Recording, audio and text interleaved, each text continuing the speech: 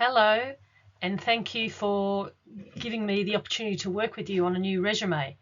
I'm sending through some insights on this new resume that I've produced for you so you better understand how you can adapt it and fine tune it for different roles, and so you also have a better understanding of why it's structured the way it is.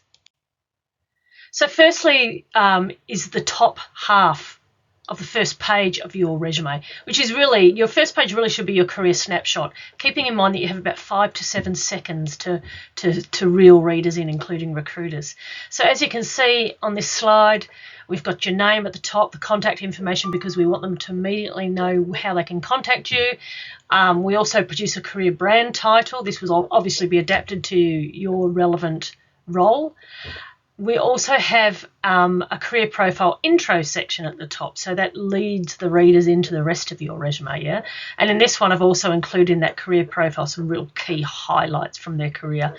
And then we go drill down into the core skills based on the type of role that your resume is being tailored for.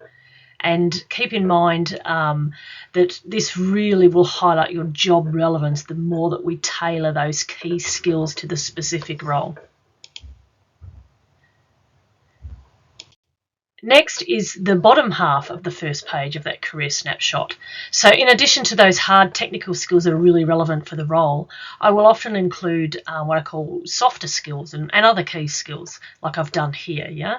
So that's skills that are complementary to those that are specific to the role, ones that will, again, highlight what you can individually bring, your value add offerings in terms of skills. And also, there's likely to be on the first page a career summary table.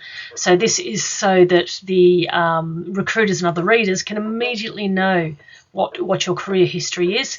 We may not include all those roles in your resume because we usually go back about 10 years in detail, but yeah, that helps them to understand your career history. So it may go back further than your employment history. So the consecutive pages will consist of your employment history. So this is where we'll provide the reader with job-specific as well as job-relevant highlights. They'll be really achievement-based, as you can see I've done here, where the achievements are loaded at the front of each point.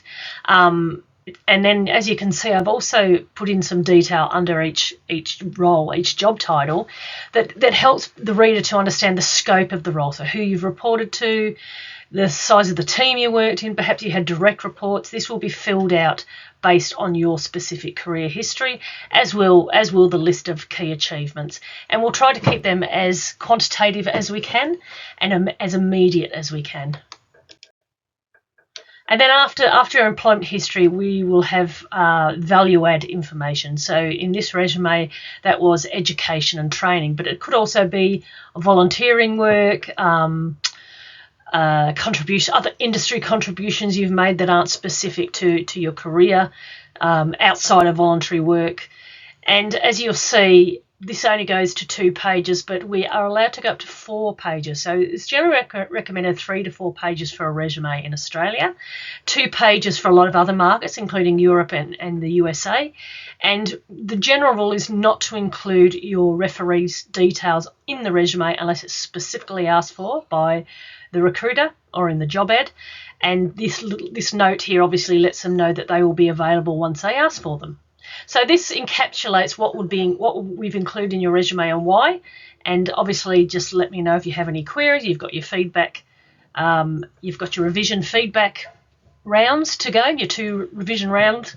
So yeah, we can work together now to fine tune, and keep in mind that really you should keep fine tuning what we've produced so it really specifically relates to each job application.